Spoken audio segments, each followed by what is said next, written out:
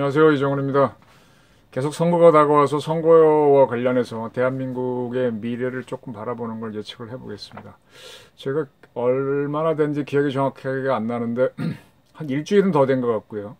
아무도 그런 생각을 못할 때 미국에서 미국 국민들한테 $1,000씩 준다 때문에 한국도 분명히 100만 원 정도의 재난기금을 줄 것이다. 따라서 이번 총선은 야당이 참패한다라고 제가 이 방송에서 이야기했습니다. 그때 많은 분들이 물음표를 띄웅 하더라고요. 왜 그래? 왜 보수적인 이정훈이가 그런 의견을 밝혀? 말도 안 돼. 뭐 그런 질문이겠죠. 그런데 이렇게 틀린 예측을 잘 안 하니까 물음표 이렇게 하다가 조금 더 지나서 제가 문재인의 대운이란 제목을 달고 이 방송을 했습니다. 뭐 더 확실한 이야기를 했죠. 근데 요즘에 오니까 제가 예측한 대로 많은 분들이 보는 것 같네요. 조선일보의 김승덕 대기자나 동아일보의 김승덕 대기자나 조선일보의 양상훈 주필도 비슷한 톤으로 지금 칼럼을 쓰고 있습니다. 이번 총선에서는 여당이 이길 것이다. 그리고 그렇게 판단하는 근거는 막상 여론조사를 해보니까 여당이 상당히 앞서고 있는 걸로 나옵니다. 처음에 예상했던 거는 지금 정도의 비율로 야당이 이길 거로 봤는데 완전히 역전이 일어나고 있는 게 현재 여론조사의 결과입니다. 정말 문재인 대통령이 대운을 타고난 사람은 틀림없는 것 같고요. 그런 점에서 제가 조금 더 한 번 더 앞선 예측을 좀 해보겠습니다. 조금 말씀드렸는데 제가 이 방송을 들으시는 국민 여러분들을 좀 찔러보겠습니다. 제목은 긴급 재난지원금과 최저임금 인상 문제입니다. 그리고 부제로 붙인 거는 한국은 앞으로 보수적이면서도 사회주의 국가로 갈 것이다. 보수적인 사회주의 국가가 공산국가랑 비슷한 거예요. 저는 쉽게 말씀드리면 그렇게 정의를 합니다. 하나하나 말씀드릴게요. 자, 지금 정부에서 건강보험료 기준으로 긴급 재난지원금을 주겠다라고 했습니다. 기준으로는 건강보험료를 내는 걸 기준으로 삼는데 하위에서부터 출발해서 70%까지 주겠다. 대략적으로 나오는 거는 직장 가입자는 월 23만 5천 원 이하 4인 가족 기준, 지역 가입자는 25만 5천 원 이하입니다. 이건 보도 보셨으니까 다 아실 거고요. 그런데 건보료를 적게 내면서 부동산이나 은행에 증권에 돈 많이 넣는 사람들이 있는데 그들은 속아내겠다 그랬습니다. 때문에 이 건보료 기준 70% 선에 있는 분들은 좀 간당간당할 거예요. 그거 아슬아슬한 차이로 돈 받고 안 받는데 기분이 아주 왔다 갔다 하죠. 이 건보료 기준으로 이 빈부를 나누면 굉장히 빨리 할 수 있습니다. 여러분들 은행 가서 돈 빌릴 때 보게 되면 건보료 내는 것 같고 반드시 그 바로 인터넷을 띄잖아요. 그걸 기준으로 뭐 은행도 판단을 하던데. 그리고 지금은 워낙 부동산 실명제, 금융실명제가 다 돼가지고 전산화돼 있기 때문에 지금 그 건보료 기준 플러스 부동산, 금융, 자산, 소득 금방 찾아내니까 정부도 어렵지 않게 판단할 수 있습니다. 근데 말입니다. 이렇게 하더라도 허점이 있습니다. 결국은 땅은 어떻게 할 수 없지만은 땅은 다른 사람 이름으로 했다가 그 사람이 자기 땅이다 하고 가져가면 뺏기지만은 돈을 또 다른 사람 이름으로 했다가 그 사람이 자기 돈이요 하고 은행에서 자기 돈을 찾아가면 못 건지잖아요. 그걸 피하려면 현금을 차곡차곡 집에 쌓아놓으면 되잖아요. 금으로 바꿔서 갖고 있거나 뭐 문화재로 갖고 있거나 미술품으로 갖고 있거나도 좋고 아니면 요새 5만 원짜리 2장이면 10만 원짜리 수표니까 차곡차곡 쌓아놓으면 되지 않습니까? 그래서 앞으로 현금을 많이 가지려고 할 것이다. 이자도 뭐 제로금리로 갔으니까. 그러다 보니까 이미 제가 이렇게 돌아다니면서 얘기를 들어보면요.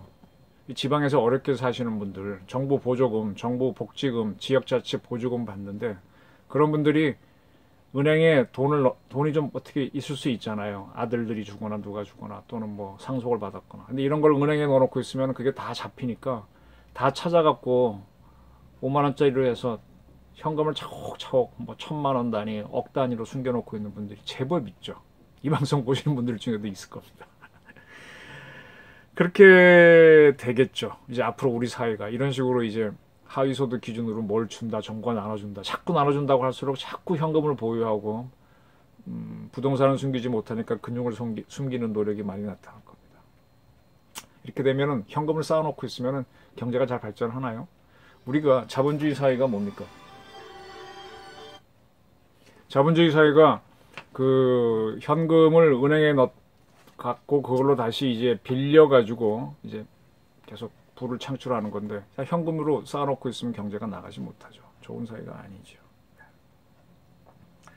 그 한번 질문 드리고 싶은데 이 정부가 출범 초기에 최저임금을 올리겠다라고 하고 제법 올렸습니다. 그때 찬성하셨습니까? 반대하셨습니까?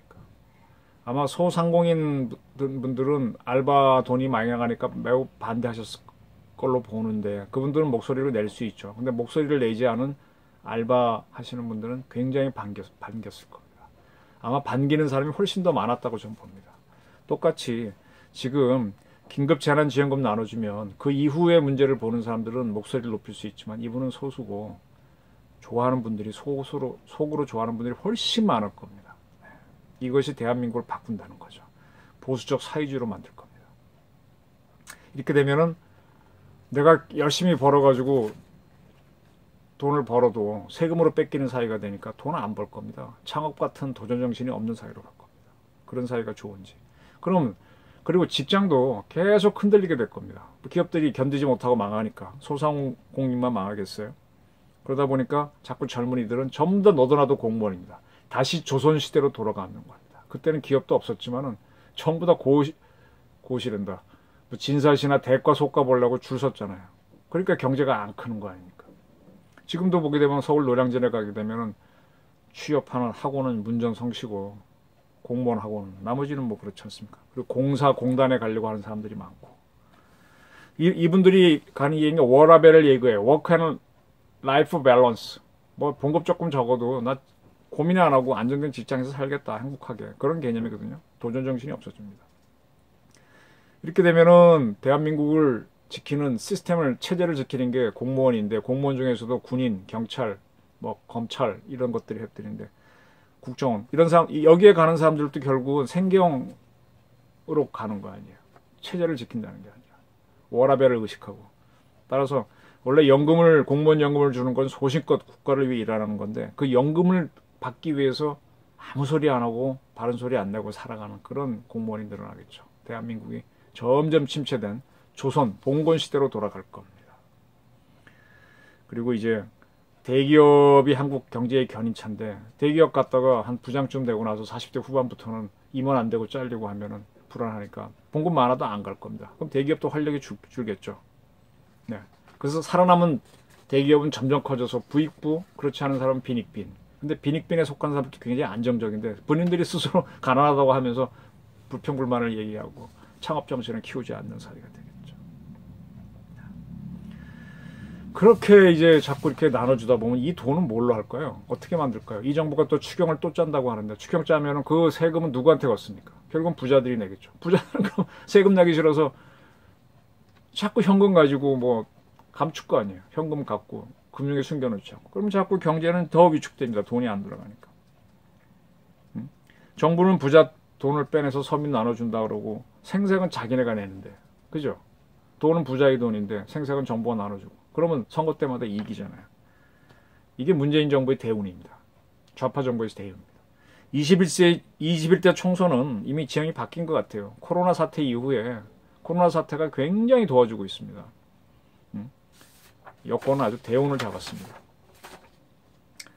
이렇게 나눠먹는 것 치중하다 보면요. 국가 안보는 반드시 가벼이 보게 됩니다.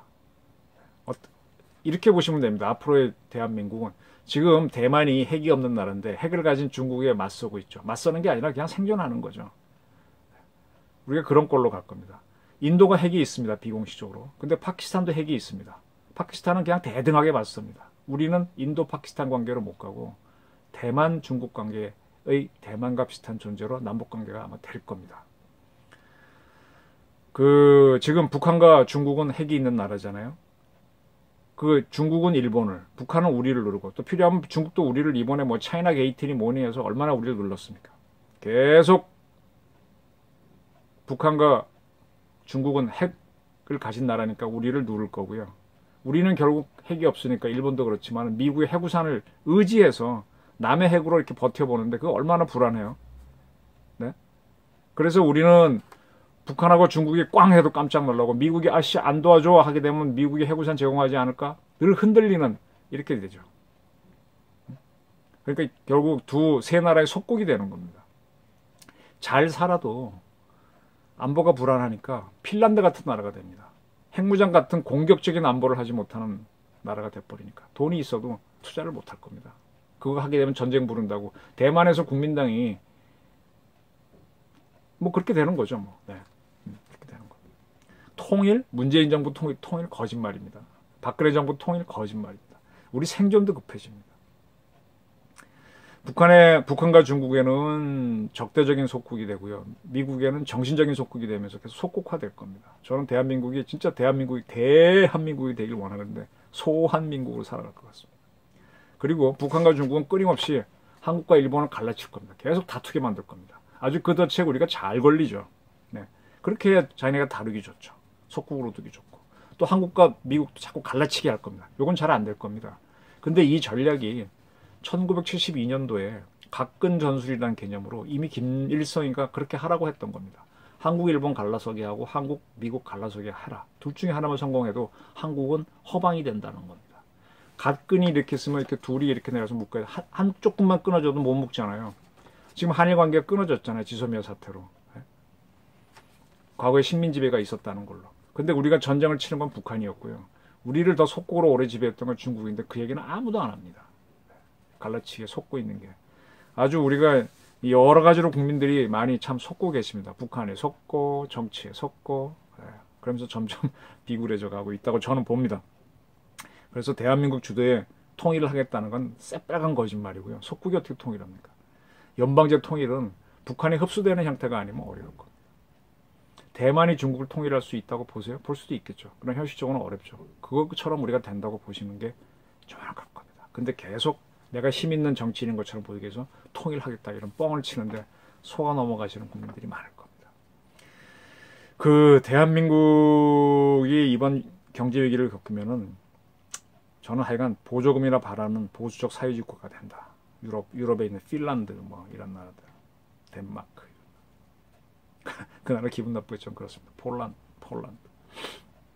통일이나 차업 같은 거 이야기하면 정신 나가는 놈이 자꾸 될 거고요. 제가 지금 드리고 싶은 말씀이 또 하나의 주제가 이건데 지금 우리 여당인 민주당의 뿌리는 올라가면은 인천 김성수가 만든 한민당에 닿습니다. 한민당이 뭡니까? 당시에는 호남이 가장 경제력이 셌어요. 외정 때는. 그래서 주로 외정에서 뺏어갔고요. 호남에서 뺏어갔고요. 그래서 군산항이나 목포항이 쌀 실어 가는 데였잖아요. 공출하는 데였잖아요. 조선시대 때도 호남이 제일 부유해서 세금 내는 그 배들이 다 호남에서 올라가서 한양에 갖다 줬잖아요. 딴 지역은 갖고 갈 것도 없었어요.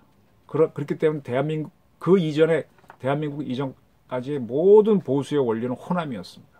그래서 호남에서 정치인들이 나와서 대한민국을 만들려고 할 때 많이 참여했던 겁니다. 그런데 미국에서 온 분이 누굽니까? 대통령제를 하라고 온 이승만이죠. 그 둘이 경쟁을 하면서 이 한민당이 민주당으로 이름을 바꾸면서 야당이 됐는데 세력이 딸리니까 그 후로 자꾸 가면서 어떻게 합니까? 좌파를 품어버린 거예요. 우리가 완전히 배제했던 게 한민당도 배제하고 누구도 다 배제했던 게 빨갱이들인데 그 좌파들을 서서히 포용한 겁니다. 민주당이 구파 신파로 나눠지는데 구파에서 대권 잡은 사람이 김영삼이고요. 신파에서는 김대중입니다. 이분들 다 부잣집 또는 김대중 씨는 그 후에 돈을 많이 번 부자들입니다. 근데 이 사람들이 좌파를 품으면서 한국 정치가 왜곡되는 겁니다. 보수가 좌파를 품었으니까. 그래서 그리고 우리 보수의 원리인 호남이 진보가 돼버렸어요. 어떻게 진보입니까? 예? 자꾸 요거를 이제 부채질하는 사람들이 호남 차별론하고 5.18을 거론하면서 자꾸 글로 모는데 저 호남 분들 제법 아는데 그분들 만나보면 보수 없어요. 정치적으로 특정 세력을 지지할 뿐이지 생각은 다른 지역보다 훨씬 보수적입니다. 그러다 보니까 또 서울에 있는 좋은 대학 학생들이 정신적으로 좌파가 됐어요. 사는 건 아주 광남에서 부르주아로 살면서 정신적으로는 그게 좋은 건 줄 알고 몰려가면서 그러면서 대기업에서 만든 무슨 재단들이 좌파를 지원하게 되면서 그게 정의라고 보면서 한국 사회 이 모양이 이꼴된 거거든요. 민주당의 왜곡, 대기업의 왜곡, 또 공무원들의 왜곡, 언론의 왜곡. 그 와중에 유일하게 좀 보수를 지키려고 했던 게 군인들입니다. 5.16 박정희 했던 12.12 전두환 이런 겁니다. 근데 그 세력은 일시적으로 끈끈한 세력이 아니잖아요. 사관학교라든지 무슨 뭐 전투를 통해서 일시적으로 굳어진 거지 어릴 때부터 같은 지역 뭐 이게 아니지 않습니까? 무너지는 거죠. 보수는 이제 끝났습니다. 그래서 저는 대한민국이 보수적 사회주의로 가는 이 현상을 극복하려면 호남이 진정한 보수로 돌아오지 않으면 어려울 것이라고 보고요. 그리고 이 보수가 좌파의 숙주가 돼 있고 이걸 극복하지 못하면 한국 정치는 끝없이 중국과 북한과 미국에 휘둘리는 속국화 현상이 일어난다 이렇게 봅니다. 이걸 깨야 됩니다. 그리고 경제가 크려면은 과거 5.16과 12.12 세력은 군인들하고 기업인들이 합쳐갖고 끌고 나가본 거잖아요. 으쌰으쌰하고 나간 거잖아요. 근데 이것도 지금 무너졌어요. 또 기업인들도 이제는 각종 세금 내고 뭐 하니까 다 현금 보유하면서 금융실명제를 속이는 방법으로 가겠죠. 또 가난한 사람들도 다 숨기고 있잖아요. 복지금 타먹기 위해서. 이렇게 돼. 이러면 경제가 자꾸 죽으면서 다시 조선으로 돌아가는 힘없는 사회로 될 겁니다. 그렇게 되면 있는 자들은 더 좋고 없는 자들은 어려운 부익부 빈익빈이 일어날 겁니다. 이번 선거를 앞두고 제가 한참 전에 이런 의견을 낸 적이 있어요. 태영호 씨가 나온다고 하길래 태영호는 주사파의 원류인 이인영이가 나오는 지역구에 갖다 붙이고 싸움 붙여라. 그 사람이 강남에 가서 뭐 강남을 대변하겠냐? 차라리 공산주의 사상 가지고 이인영과 붙여라. 그 다음에 황교안 씨는 서울에서 종로에 붙어봐야 이낙연한테 안 된다. 그럴 바에는 지는 걸 각오하고 진짜 보수가 있는데 이상하게 좌파로 가 있는 광주 핵심부에 들어가서 마음껏 한번 보수를 이야기해봐라 이런 얘기를 했었습니다. 그러니까 실행되지 않았죠. 근데 지금 보니까 했으면 어땠을까요? 그리고 김무성 씨 저 왔다 갔다 해서 좋아하지는 않는데 그 사람이 광주에 나가서 떠들겠다고 하는데 그거 왜 막았어요? 한번 광주의 진심을 한번 건드리게 두지. 이렇게 창발력 있고 도전적인 사고를 못하면 그나마 남아있는 보수 세력도 무너집니다. 어차피 지는 게임이라면 할 말 다 하고 다음을 노려야 되는데 이거 축차 투입처럼 망하는 길로 가는 길이죠.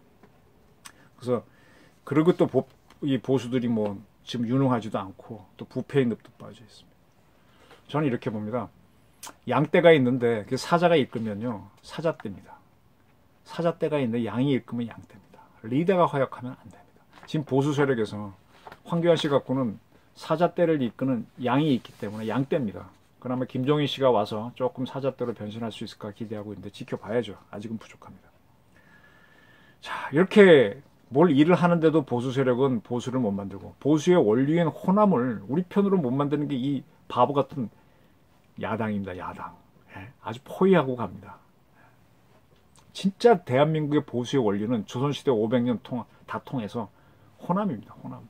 호남이 보수의 원리인데 그걸 왜 좌파로 만들어 놓고 있습니까? 그분들은 좌파도 아닌데. 강남 좌파들을 좌파로 두는 것도 웃기는 이야기고. 제가 드린 질문이 이겁니다. 이 시청자들한테. 최저임금 인상했을 때 반기셨죠? 안 반기셨다고요? 소상공인들은 어려웠는지 모르지만 더 많은 일이 좋아했습니다. 지금 긴급 제한권 나눠준다고 하면은 세금 의식하는 분들은 좀 싫어하겠지만 훨씬 더 많은 분들이 좋아합니다. 그래서 이번 선거는 거의 끝났습니다. 그리고 그 대가는 선거가 끝난 다음에 다가오는 세금 문제라든지 또 경기 회복이 안 되고 코로나 회복이 안 될 때 같이 겪을 겁니다. 그리고 북한은 핵을 가졌으니까 중국이 우리 다루듯이 쾅쾅 겁을 주면 우리 움찔움찔 들어들고 미국은 방위 분담으로 한번 겁을 줬으니까 미국이 어떻게 해줘라 하고 미국에 떠맡기고 아마 김영삼이가 옛날에 그랬잖아요. 핵은 미국이 풀으라고 넘겨버렸잖아요. 제네바 합의 거기다 하라고 우린 쏙 빠졌지 않습니까? 그 전까지는 우리가 어떻게 하든 북을 그러니까 김영삼 때부터 지금까지 북한을 30년, 20년을 뒀기 때문에 북한이 핵을 가진 거잖아요. 한 번이라도 때렸으면 달랐을 거 아닙니까? 네? 그때 클린턴이 북한 때리겠다고 하니까 김영삼 씨가 전화해가지고 뭐 그렇게 말렸고 그게 자기 자랑이라며요. 그리고 지금 핵을 가졌으니까 지금 어떻게 합니까? 지금 와서 통일하자고 하는 게 다 거짓말인데 또 민주당에서는 떠들고 있거든요. 이런 모순에 걸린 겁니다. 그래서 저는 진정한 위기는 4월 총선 이후에 온다. 국민 여러분 뭐 투표 잘하시고요. 마음 단단히 먹고 총선 이후를 대비하십시오. 감사합니다.